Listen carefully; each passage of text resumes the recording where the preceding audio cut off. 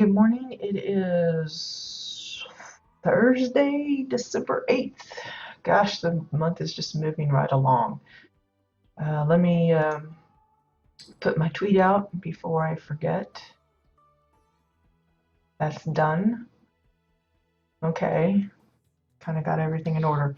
All right, we've got lots to talk about today, so I'm starting a few minutes early. I hope that's not too troublesome for folks. I'll kind of take it a little slow so folks can start popping in if they're planning to join us live. Probably the first thing I want to mention is the Double Prestige event that is going to start up tomorrow. It's going to be running from the 9th to the 12th. This is a PvP event, so if that's not your thing, you still may want to take advantage of it because it may be your chance to get a hold of some prestige-related decor. I think there's like the Chew a mailbox or something. I think that's prestige-related. Um, but maybe it is your thing, and this is a great opportunity to kind of bombard the battlegrounds and things. Presumably, with an event ongoing, more people will be inclined to join in because there's the bonus of getting double. So just a heads up about that. Also a reminder, the cap of your prestige is at 12,000. So check that before you embark on your PvP adventures. You won't be able to accrue more than that until you clear up some by spending it. So, whatever you're going to purchase, whether it be, PvP related gear, I guess, or decor or whatever it is, be sure and do that before you get started if you're close to the 12,000 mark, so that you get credit for all of the actions that you take part in over the weekend, so it's not for naught. Good morning, Bones Gamer. Thank you for the hosting, you guys. I appreciate it. I assume you guys are in the chat. I don't know if you are, but anyway. So Double Prestige, December 9th through the 12th. I'm really appreciative of Carbine keeping up with on these little weekend events. It does help kind of break up the monotony. I'm a big fan of that because a lot of us kind of get in a kind of a regular grind, a little bit of a slump, and having these little activities pop up here and there in a random order, more or less, really helps to keep things a little fresh. So while it may not be convenient for everyone, there's some that fuss about, well, it's the weekend, I have to work, that this event is going. What's nice is we are pretty confident, or can be confident, that that event will roll around again at some point. So hopefully if you don't make it this time, you can catch the next one. Also, Cadium kind of gave a semi-official confirmation of when Winterfest will be starting this year. She said it would be kicking off on the 18th of December. I believe that's a Sunday. So for those of you that have been highly anticipating Winterfest, maybe because you missed it last year, or you're just looking forward to grabbing some of those Winterfest decor, ad nauseum or whatever, look for the 18th release of that this year. Good morning, Poi. Glad you could join. Let me check this off so I make sure I'm getting everything. PvP event, Winterfest. Okay, probably the most significant things we need to talk about is the update that we had yesterday. It brought with it a lot of important quality of life type of deals, or just much desired features. Specifically, I'm talking about the new, and I haven't even actually looked at how this appears on the taskbar or anything, but apparently somewhere you can change the color of your decor. They're calling it color shifting. Now, so that I get this right, I'm going to read it straight from the update notes for those that haven't heard about it yet. They're calling it color shifting housing decor, and basically what it is, players will now be able to shift the color of a piece of housing decor via a new action available on the placement controls UI element. Players will also have the option to select a color shift when purchasing a piece of decor from the housing decor vendor window. There are 16 colors available for this feature. There's black and white, rust, orange, yellow, pale green, green, sea green, aqua, teal, indigo, purple, violet, lavender, plum, pink, and red. Gold or surface tokens can be used to color shift housing decor. The cost to color shift a single piece of housing decor is 10 gold or 1 service token. And created decor that has already or that has been color shifted will indicate the color shift used in the Create UI. So just a really big, highly anticipated change. There's already been some threads struck up about feedback regarding this particular feature. So if you want to contribute to that thread, I highly recommend you dropping your 2 copper into those threads. I think it was started by Esper in either the housing forum or the general discussion. I think it was the housing forum. Good morning, Faye. Glad you could join. Some of it was mostly about the costs. You know, like if you have a structure that is built out of building blocks, say these walls or pillars or whatever, and say it's, you know, 1,000 pieces worth, and you want to dye every single piece of that to make it a different color, or maybe half of it, that cost is going to be pretty expensive. And not everybody's going to be able to afford it. So I envision these color shift bits will probably come primarily at a slower pace, maybe a project here or there, you know, just some slight bits, and eventually a builder will accrue color shifted decor over the process of their, you know, experiences as they change in and out of the projects that they're working on. I don't see the general community, you know, especially beginner players, really being able to engage this particular feature as probably much as they would love to.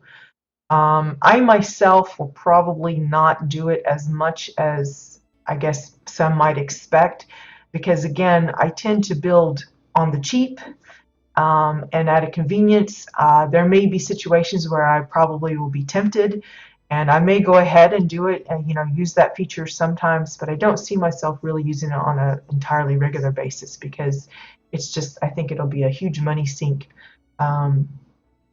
And a lot of us just can't afford that, you know, whether we're just penny pinchers or whatever you want to call it.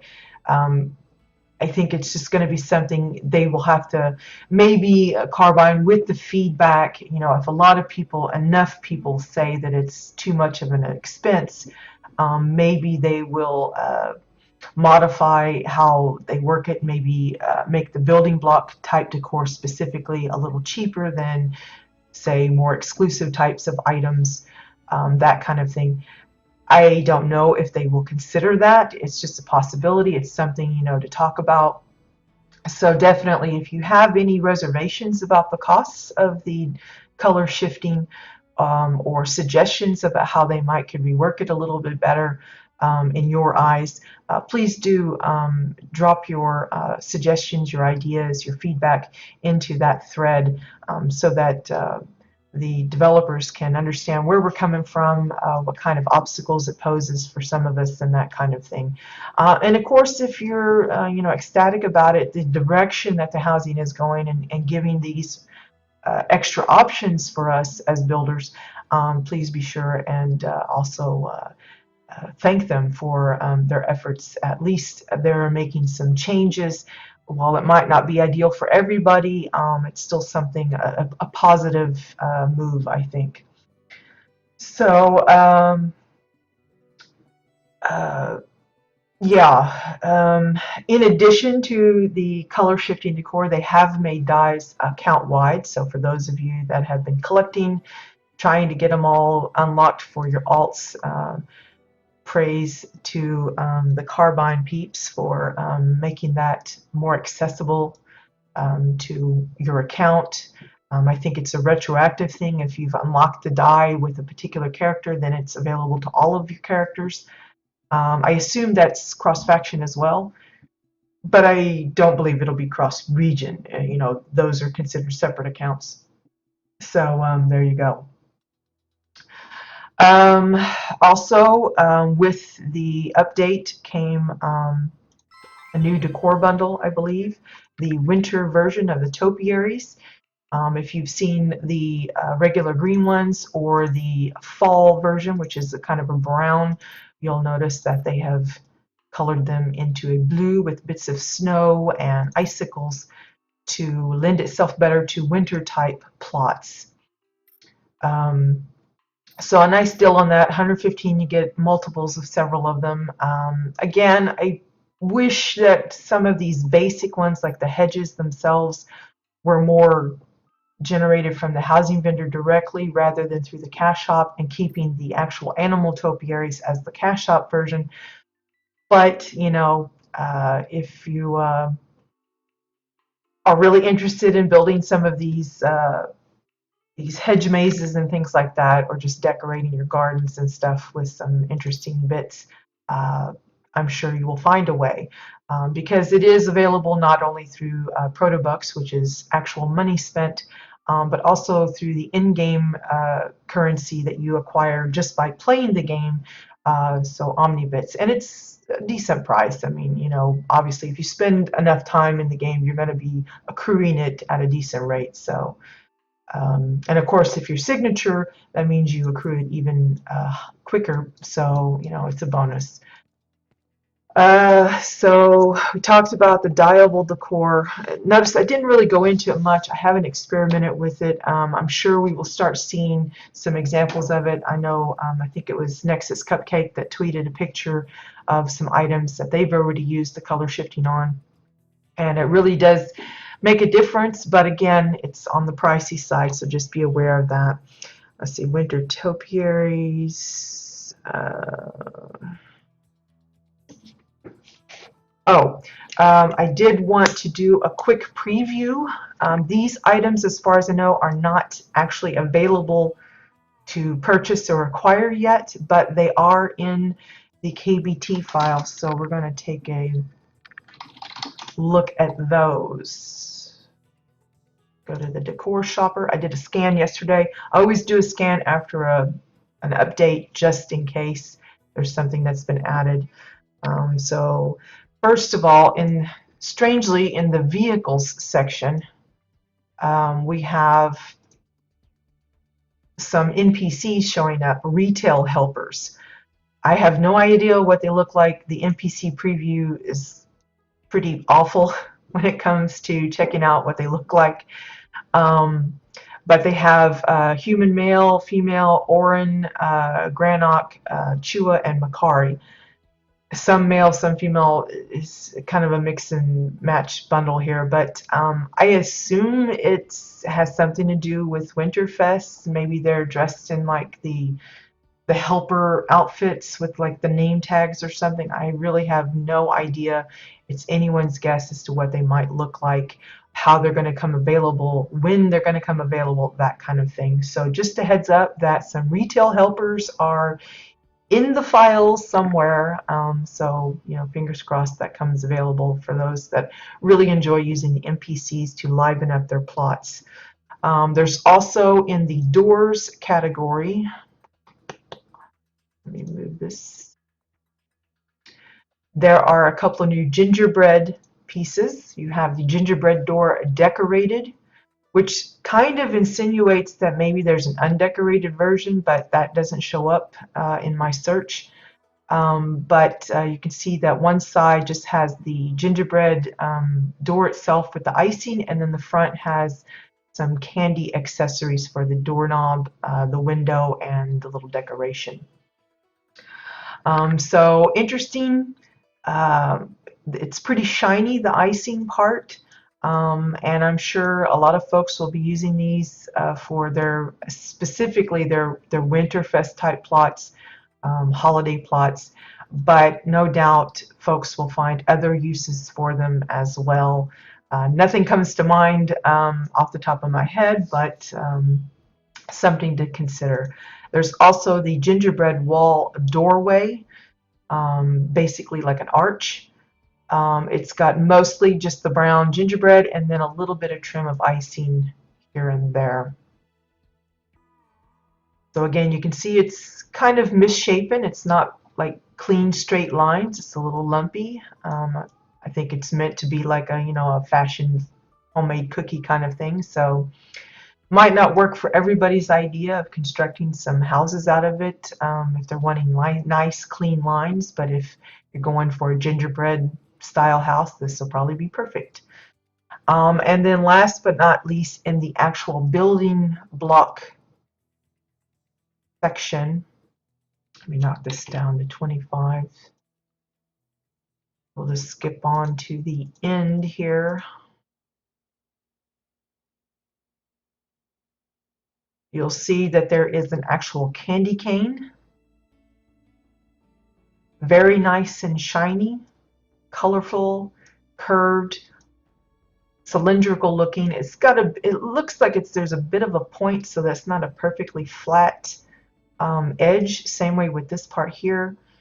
But you can see it's, for folks that want to line maybe the front door of their mall, or line a walkway, or just have some candy in a jar. A bunch of these shrunk down as a little jar of candy canes for kitties should work pretty good. Again, keep in mind though, with a lot of decor, the smaller it goes, the less likely it is to be seen at a distance, so it may disappear at a pretty small size. I don't know. A lot of it just depends on how they've set it up. And then, of course, the rest of the goodies. We have the Candy Skull Purple. Again, most of these are super shiny. Not very flat, so not good for like pond surfaces and stuff. You'd have to really play around to get that flat edge just perfect. Some strange colors, almost like gummy bear stuff, which of course I think some of you have seen the gummy bear version of the Snarflinks, the gummy links. Kind of reminds me of that. It's just kind of very colorful candies. Then there's the Candy Skull Yellow. Little different style, shape, more teeth. And then there's the Candy Skull Red. This reminds me of the Day of the Dead stuff. I think it's because of the decoration on it. The little swirlies and everything. But again, a different look, just different color. Of course, with the dyeables, you theoretically would be able to change the colors on all of these. Again, if you have any issues with the color shifting decor, like some kind of bugs you come across, maybe it doesn't dye the entire piece or something, it only partially dyes it or doesn't dye it at all, be sure and report those in the bug report section to alert them to any of that. Then we had the Candy Skull Wrapper, or Wrapped. Great, again, shrinking them up, making little candies out of it. It looks like a girl with pigtails to me. Draw a little doll face on it and give her a dress and whatever, and it looks like she's in pigtails. Again, very nice and shiny. A little creepy on this side because of the skull face. Then you have a couple of gingerbread cookies. This one is the Chewa version. Somebody took a bite out of his ear. He's got some candy corn for fangs, some little jujubes for eyes, and looks like chocolate chips for spots on his belly, and little strips of icing. Plain, so if you maybe want to decorate it yourself, you can do that. That would be kind of funny. Anyone want an edible Chewa? Then you have the Phineas version of the cookie. So he's a little bit more styled up with some candy cane candy for his belly. Looks like a gear. different colored icings and more jujubes or whatever you want to call it. Uh, Candy corn for his nose, and again, he's all blank except for here. They went ahead and iced up the back of his ankles for whatever reason. There you go, edible Phineas. And then, of course, you have the WildStar cookie, which looks adorbs. It looks like it's got some Twizzlers for the legs, candy cane pieces for his horns, a big blob of pink icing for his fluff, and of course, blank on the back. Again, shiny bits for all of the candy parts, and the cookie itself is more on the dull side. Then we have the frosted gingerbread doorway. So it's like just a string or loop of frosting, nice and shiny. This could work as snow if you don't want to build a candy house, but you're looking for some extra snow type of materials. This would probably be good. For some of these that we haven't gotten to yet, I imagine those that like to do like decorated cakes for their bakeries or party scenes or whatever, these will be really helpful to make up some interesting decorations for that. So it's kind of globby on the front and then a little smoother in the back, but not by much. This could also be the letter N or the letter U. Maybe turn it to the side and you get some I, just the one line, and then you can just kind of make your other letters so you have icing letters, something like that. Then we have two versions of the gingerbread roof. One is the plain version that's without icing. You can see it's like layered up, all kind of weird. I'm surprised they didn't just give us one of the strips. Like the one version and then this version, and then we could just overlap ourselves, but probably just to save a little bit of decor count, they layered it up for us a little bit. So you have the uniced roof and then you have the iced. So it's blank on the back, but icing on the front. Then probably one of the more usable items as far as general construction for pipes and trim for cabinetry and things like that is the candy cane stick without the little hooky part. This is just a tube-like deal, and with the color shifting, I imagine this will make it even much more versatile in being able to make a solid, well, I say solid, it'd be a striped black and white pipe or something, some kind of maybe a coppery looking one for metal, that kind of thing. So I know there's been several that's been asking for a cylindrical type of pipe or tube or something, and this is probably the closest we have right now to that, besides using sections of some of the pipes that are attached to other things already. Then we have the gingerbread trim, which is the frosting icicles. Again, I imagine this could come in handy for snow plots that are looking for different types of snow elements to throw onto their houses. You could probably oversize and flip it upside down, and it'd be like a snow-covered treescape kind of thing. Cake decorations. Stalactites in a cave, or is it stalagmites? Is the tights that hang from the ceiling, or the other way? I don't know. Anyway, I'm sure there's a lot of things. Folks that have been looking for things to use as clouds for their paintings, this, maybe tilt this a little bit and just have one section showing. That might could work for a nice kind of curly-cuey cloud in the background of your painting, that kind of thing. So just some ideas. I always try and throw out some suggestions of possible uses. I'm sure there's lots more that I'm not even thinking of. Then you have the gingerbread trim frosting, which is a little bit more detail. It looks almost like flowers. Again, this could become trim for a custom garment that you've built. wedding cake decorations, your own strange little flower garden, especially if it's a painting one. You know, you're not looking for three-dimensional kind of stuff. Even this could be used as some kind of clouds. Um, I don't know if someone's looking to do some kind of a wedding scene, like a chapel kind of deal, setting it up for an actual in-game wedding. A lot of this white little primpy trim could be used for decorating the aisles, the chairs, you know, add some color to it and make it like different types of flowers, that kind of thing. Then you have the gingerbread trim with the candy. So we have all these little, looks like lollipop tops in different colors. How this would look color shifted, I don't know how that would affect it. If it would all just change into one solid color, or if it would kind of change weirdly for each one, I have no idea.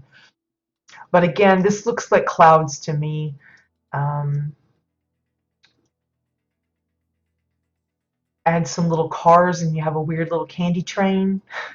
I don't know. It's just a very colorful thing. I'm sure a lot of folks will have fun with that. Then you've got these, I don't know what these are supposed to be exactly. It looks like salted gumdrops or something. It says it's gumdrops, but it looks a little weird to me the way they did put it together. It looks really chunky, like it's got big chunks of salt on it, which wouldn't necessarily be on a gumdrop because you're thinking sweet instead of salty, but maybe these could be turned into mushroom tops. Add some stems and you got a little mushroom row. Put a few in a circle and you have one of those fairy circle kind of things. Some kind of strange sprinkles for a pizza topping. I have no idea what you could use that for. Then we have the licorice, or what I call the Twizzler trim, which again is kind of a pipe shape, but you can see it's pretty lumpy, misshapen, so not exactly a straight pipe kind of thing. But it might be an alternative to uses for, like with the I like the red firework dynamite stick. The only downside to that is on one end it has that fuse that you typically have to try and cover, or you just have to leave visible whether you want to or not. And this would give similar look without the problem of the fuse. It's maybe not as straight as the dynamite stick, but pretty close, and a good match on color. And of course, with the color shifting, that might not be an issue anyway. Then we have the gingerbread walls, the plain version, which looks like bricks. So I imagine with the color shifting, changing it to a brick type of color, a lot of people will like this. It's brick or stone or some other kind of building material. Then you have the frosted version. Has frosting on both sides this time. And then the triangle piece. Just an extra little bit of help for creating those roofs, the peaked roofs. And then last but not least, we have two versions of gingerbread windows.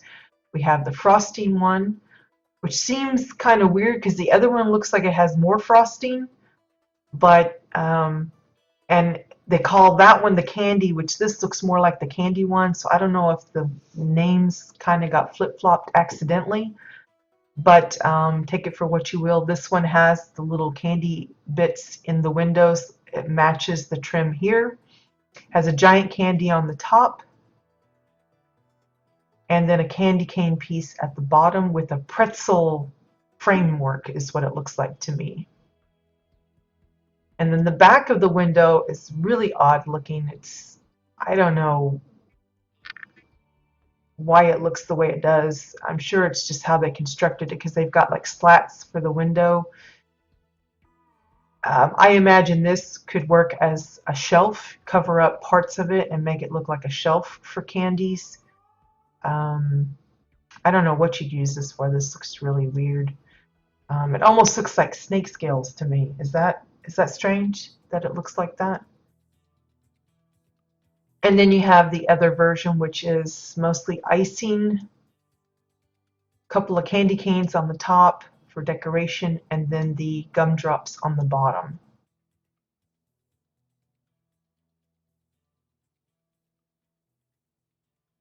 So lots of interesting things presumably on the way. I imagine that this gingerbread stuff will be coming very soon, possibly before, but definitely sometime during the Winterfest celebration, because it just makes sense that they would add this for this particular occasion if it's really good. So exciting stuff, but it all depends on where it comes. You know, if it's just going to be cash shop related, I probably won't partake in it too much because I just don't really do the cash shop thing too often. But for those that do, definitely it'll be a very welcome addition. It could be that they've added it to maybe the, or chances of it to get some of it through the event itself with like some of the event currency and all that kind of stuff. I have no idea. I suspect it's probably cash shop because that seems to be the routine of late, is to bring that kind of extra decor packs through the cash shop. So just something to keep in mind. Okay, so we did the decor stuff. Okay, last but not least, before we get into the Advent stuff, is I want to talk about excuse me. I want to talk about a few minutes about house tours and my newly self-imposed rules about neighboring. It's always been my intention to only tour public homes. It's never made sense to me to tour those places that the general community can't access themselves and see it up close. Because it's not like that the private and the neighbor-only plots aren't worth a look, but I always felt like it would be like kind of like a neener thing to my viewers, like I can visit but you can't, blah blah blah. And so I purposely made it my goal to only tour public plots. So with that in mind, I've done my best to keep things in the public arena, while at the same time helping to raise awareness of all the awesome talents of the community and so forth. I feel this is notably significant because while some builders, like myself and a few others, enjoy tooting our own horns via the forums and or social media by sharing our own videos, screenshots, etc., there are just as many, if not more, builders that never say anything. They just build their stuff, they open it to the public, and then they move on quietly to their next project. So I especially enjoy doing these tours to give their work a chance to shine and receive the attention that it much deserves. Now, as part of my celebrity, if you want to call it that, I very often get invited to sneak peeks of homes in progress. This means that typically the plot is actually private, but then they've decided to open it up to neighbors only, for whatever reason, to test the waters, get some feedback before they finish up the last little details, that sort of thing. And while I greatly enjoy this privilege and appreciate the trust that the builders give me in asking my opinions about their unfinished work, etc., this does come with its own particular problem. As a neighbor, I obviously have access to the house, and there isn't a way for me to check when or if that house officially goes public, if it's previously been neighbors only, unless I remember to de-neighbor myself from said house. Now, I should mention that I've knowingly toured works in progress before with the offer of retouring it when they are done. Because usually I'll come across homes that are partially complete, and it will be months and months and no change has been done, and so eventually I just decide to tour it. But all of those places have been public works in progress and what I consider fair game. If it's public, it's open for everybody, you know, so it's just, like I said, fair game. That said, generally speaking, I still try to wait for a long while before showing those places in the hopes that their builders will finish before I get to them. But as I said, public is public. Unfortunately, due to my misstep, I toured a plot technically not yet open to the public, as I had forgotten that I was actually a neighbor to that home. Now, while for some this may not sound like a huge thing, for many builders, they are deeply invested in their plots and take enormous steps to keep their work under wraps until they are completely satisfied with the outcome. And only when they are happy with things do they allow the general public in. In my careless rush to share this beautiful home, I broke my own golden rule in the process, and in the process caused this person great distress. While I don't regret allowing my visitors to see this builder's incredible and inspiring plot, I do regret the pain this early showing caused them, and have, of course, expressed to them my sincerest apologies for my blunder, and have offered to retour the plot if when they decided to make it publicly available. The reason I explain this in such detail for you guys is to allow you a better understanding to the reason behind my decision to no longer accept permanent or long-standing neighbor status with anyone from here on out. As such, I went through my neighbor list this morning and cleared it all out. So everybody that was my neighbor before, sorry, you're no longer my neighbor.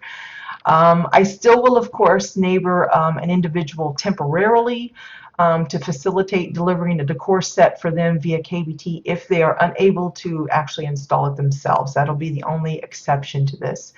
But I will be immediately removing them from my list once that is taken care of.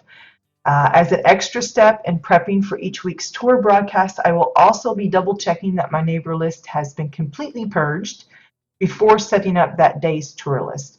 This should ensure that I will only be able to access plots that have been expressly, intentionally opened to the public. Again, this is nothing personal to any of you, nor do I wish to appear anti-social or rude by this decision. It is just something prudent for me to do so that I can avoid such a mishap in the future. If you have been using the neighboring system as a way to kind of track my comings and goings, you can still friend me. I do accept friend requests, not typically account friend requests, just basic friend requests. Or if you happen to be a member of one of the circles that I belong to, you can track me that way as well. So it's not like I'm completely disappearing off the face of Nexus. It's just, it's easier for me to keep track of this stuff if I am stricter about how the neighboring goes. So no more neighbors for me. If it's public, I'll be able to get in, and if it's not, you know, then it'll be safe where it is, and I won't accidentally do something I shouldn't be doing. So just a heads up about that. So if you notice that I've ditched you as a neighbor, that would be why. I know there's at least a couple of you in the stream right now that's probably has been affected by that change. So again, nothing personal, just good manners on my part, I think. So yeah, so the thing that we're going to work on today is day, I think we're on 8. Is it 8? Yes, 8. Day 8 of the Advent. Now, I actually haven't really given today's project much thought, and I thought what I would do is offer it up to you guys to suggest what you might want to see if I can build. Do you all have any particular holiday things that maybe you've been having trouble putting together for yourself, and you want to see if I can come up with some ideas or options? Or is there anything that you just want to see? You know, not just anything, but I mean, it needs to be winter related, Winterfest kind of thing. But does anyone have any suggestions? I have absolutely no idea what I want to try to build for today, but I do want to do something during the stream, so open to suggestions. We can do another tree if you want, if you're looking for more ideas on different styles of trees. Another toy. I really don't know what else. I've been kind of steering clear of like Santa Claus type things because, you know, we're more with the Papa Phineas in game, and I'm trying to kind of keep the two separated. And I don't really get into the angel stuff. Um, it's not because I have anything against angels, but again, there are some that I know Christmas is technically kind of like a religious holiday, but I kind of try to avoid mixing in that kind of significant symbolism into it. You can read into that however you want. Yeah, I know I've got a star on the tree and all that kind of stuff, but I don't know. I don't want to do anything expressly religious related kind of thing. So I don't do the nativity scenes and that kind of stuff. But if you can think of anything besides that that you might want to see us give a tackle to, I'm open to suggestions. So sorry about the Santa thing, boy. I saw you pop that up just as I was mentioning it. So it's just bad timing on that. Reindeer. You think you might want to see a reindeer, Faye? Are we talking like a full-on, like full little critter, or just the head? You know, like mounted on the thing, like the hunter hunted, you know, Rudolph or something, or what you talking about? Reindeer. Oh gosh, this sounds complicated, but I could probably try that. I'll give it a few minutes to see if anyone else makes a suggestion or if they want to try that as well, reindeer, and I'll start looking up some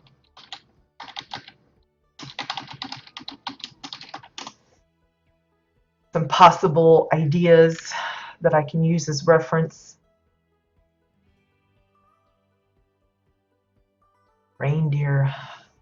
I had actually thought about doing a reindeer for the rocking horse rather than making it a horse, just make it a reindeer, but I couldn't come up with a good idea for how to present that. Wow, there are some really weird looking reindeer. There's one with orange antlers and a yellow body, and that just doesn't make sense. One with green antlers. What is this? Some strange.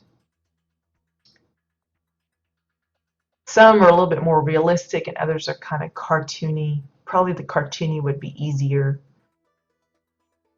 I say that, and I'll probably have trouble beyond belief, but well, let's see. One full reindeer, but a head is fine too. Well, let me see if I can. I don't see one that really catches my eye, which is unfortunate because I'm sure that's going to pose a problem. Well, let's just start with the basic troubles of trying to come up with a reindeer. First and foremost, a reindeer is pretty much defined by its antlers, right? Whether they're small or large, they have some kind of a little antler thingy popping up. You know, when you see the sleigh being pulled by the reindeer or looking at images of Rudolph or whatever, they always have antlers. And that's kind of a tricky thing to put together because you know if you're going to have a critter of a reasonable size, the antlers are going to be pretty narrow, I guess. So you want to find something that, you know, it's not going to be practical to use like these because clearly at a small size those just appear. You don't want to have an antlerless reindeer. So one of the things to consider is like I think it's the Chumbacambra head, yeah, the bust. Oh, there's the new where you can select the different colors, which I think is weird, but anyway. You could just use the antlers off of him. Now, this would probably work best if you're doing a two-dimensional critter, like just the head, because the actual base of the bust will kind of intrude. It's not like it's just the head alone without the base. It would be lovely. We could just kind of snip off that little back piece. But this is some ready-made antlers for you right here. I used it last year when I did a Rudolph head for one of the Advent days. I just stuck it into the wall so that the back of the whatever you call it, the mounted head didn't show. And then I built a Rudolph face over top of the Chumpacabra one. There was a little bit of the antenna showing, but by the time I built it up, you really couldn't tell too much. I think I used a balloon for the red of his nose. That was before we started having issues with the wind effect and everything. But this is definitely like the item if you want some quick antlers. The next probably possibly doable thing is maybe using some of the roots of trees. Let me see. Clear that off. Trees, trees, trees. You'll notice that I find it weird there's no preview here now. Even though that was kind of annoying, it's just weird that it's down here now. Some of the trees have a little bit of like a root system that you can take advantage of and kind of turn into antlers. This one would be like some really crazy looking antlers. You want to get really elaborate with that.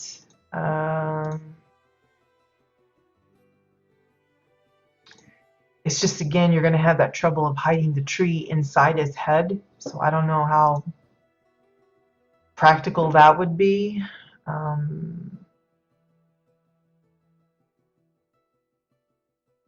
don't have any trees at all apparently in my crate. Trying to think what else you could use. You could kind of go orange with it and maybe use some of the orange fencing as antlers. Like, gosh, angle stuff is so messed up.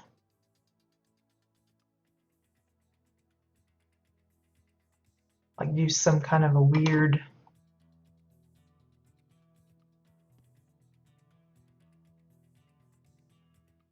thing like this.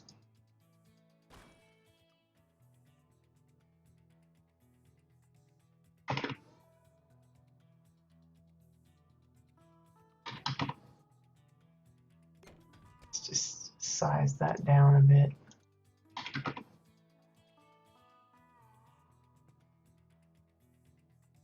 And like maybe a couple of extras or something.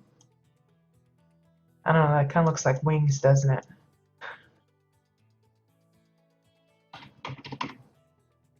Maybe some branches or something. I don't know how this would actually work.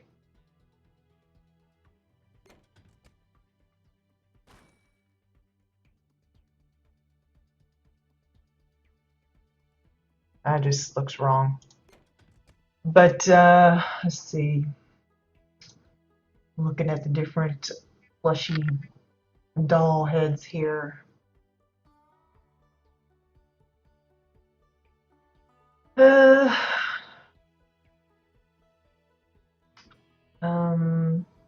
Trying to think if there's anything with like brackets that might work.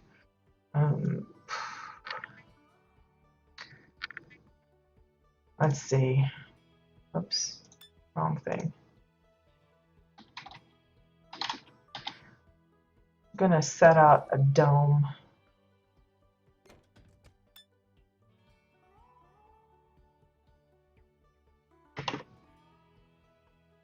Cut that in half. This is gonna be his head, I think. We're gonna pretend that's his face. Wow, did I just mess up my own?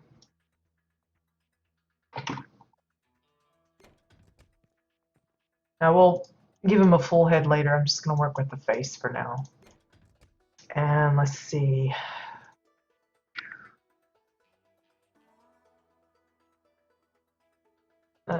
Cable, drooping. That's a really weird looking antler thing. Don't think I want to do that.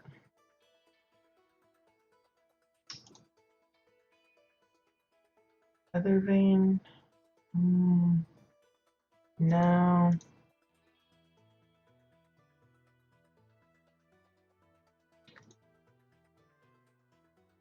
We might could actually use some of the horns. I don't know, just weird. It's weird to think about horns for antlers because they're not really the same thing. Some strain antlers for a very colorful. Maybe the gargoyle thing will work. Is that too weird?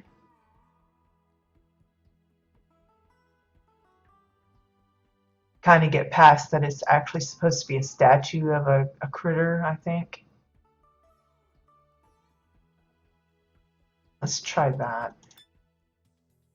Strange little deal. Let's see. First figure out how we want it turned.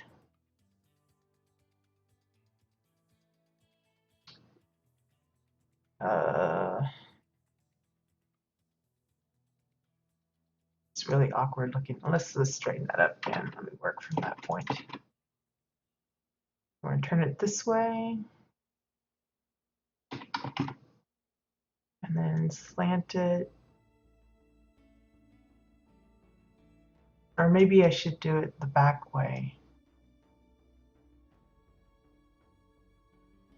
Which way? You think it should be to the side or to the back? I see some that's like more to the back, sort of. Do it like that, I think. So 0, 0,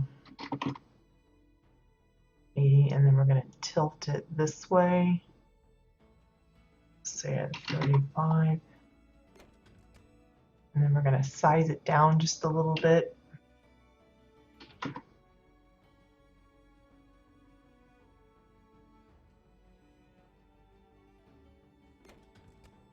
Replicate it. Now it's probably not going to be ideal because it's just the one shape. So maybe if I can turn it, that will help.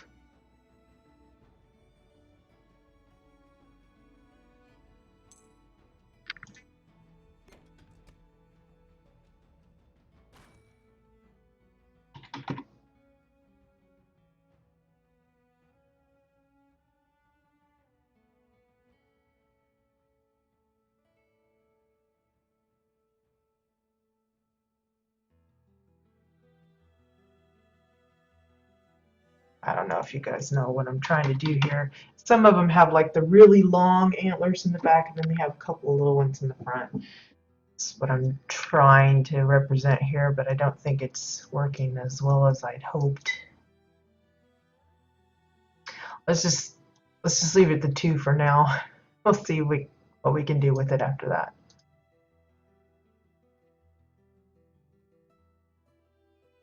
Again, I need to kind of switch this so it looks kind of the same at the base.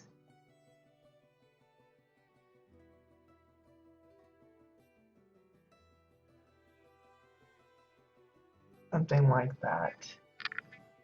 I think we'll be all right.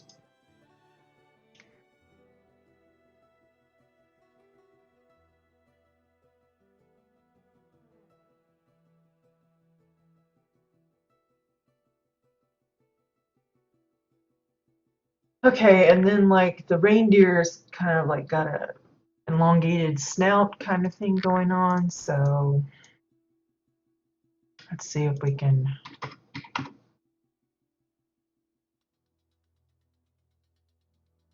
make something along those lines.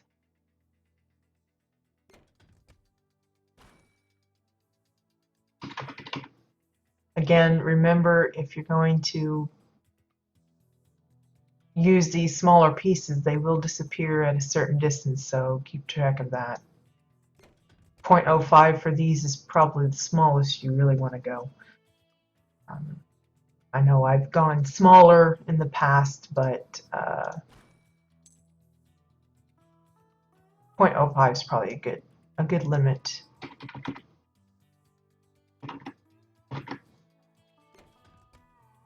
Okay.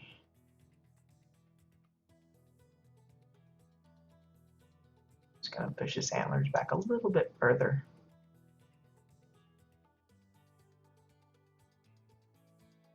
Still look a little crooked, don't they?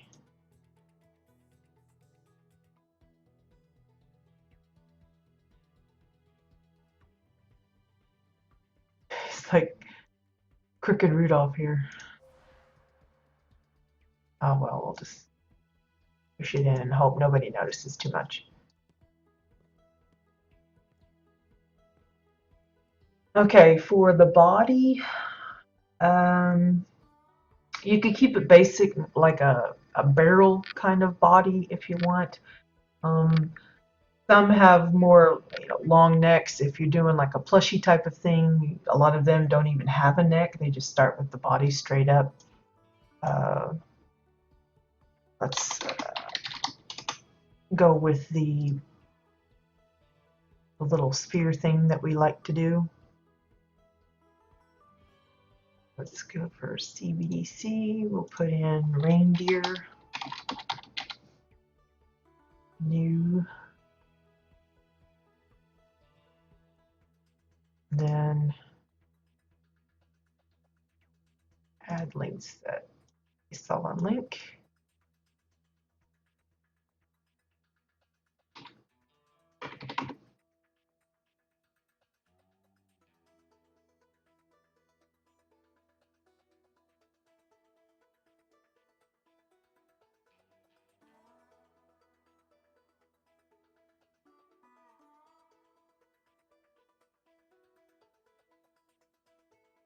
And I kind of started the neck, but I'm going to see about how big the body should be. So I'm going to just a little too big. So I just play around with positioning, proportions. You don't want the body excessively huge, but you don't want it too tinkly small either, because however size you make the body, that'll determine the size of the legs. And again, I'm trying to keep from going below the 0.05 mark for the spheres, so it's important I decide that ahead of time. So the neck and the legs and all that going to be on the bulky side. Let's see. Now I could have just copied the nether one and brought it down, but it wouldn't have been even with this, so I purposely copied this particular ball so that they'll be lined up right.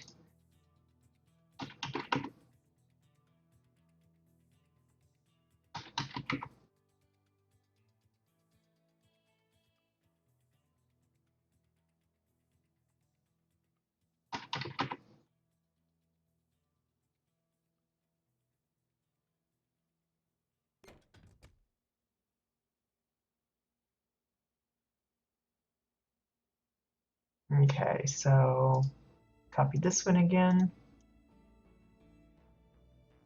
And just try and join up the body.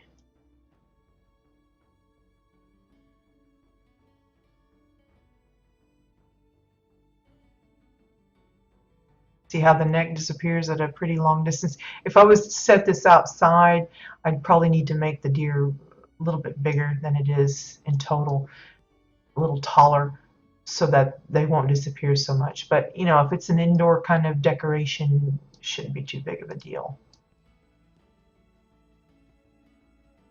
Okay, let's see.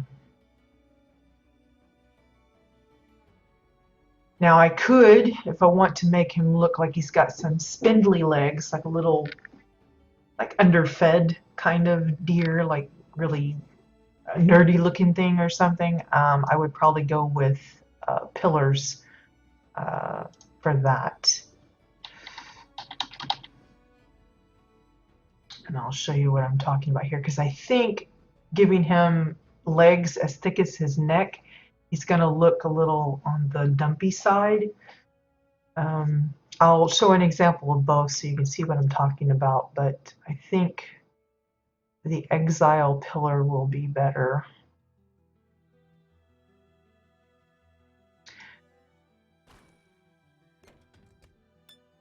So if I go with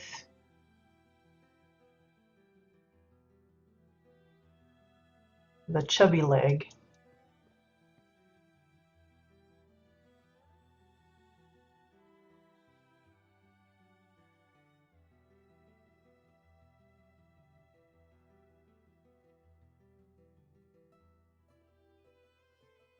and then bring it down here